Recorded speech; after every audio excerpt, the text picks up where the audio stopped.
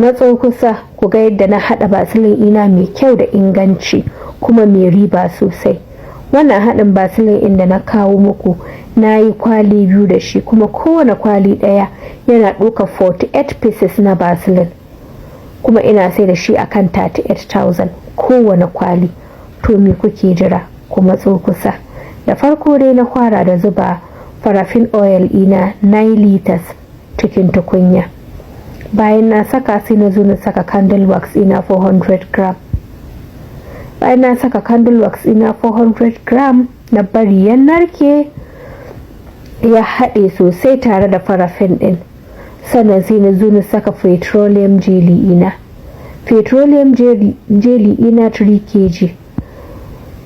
So wannan haɗin Vaciline in na haɗa kwali 2 da shiya, kowane kwali 48 pieces ya ka ɗauka, kuma kowane kwali ina sai da shi 38,000.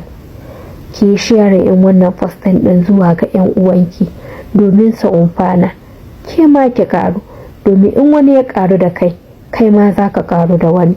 Na saka Paraffin ina 100 ml, sannan na zo na saka vitamin E oil ina 30 ml, sannan na zo na jera containers ina, na zo na zuba Vaciline din nan daki sai da na gama zubawa gaba ɗaya.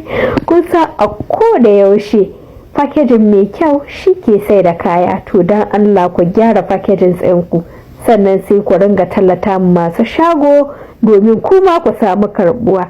Na zo na jera shi cikin kwali, sannan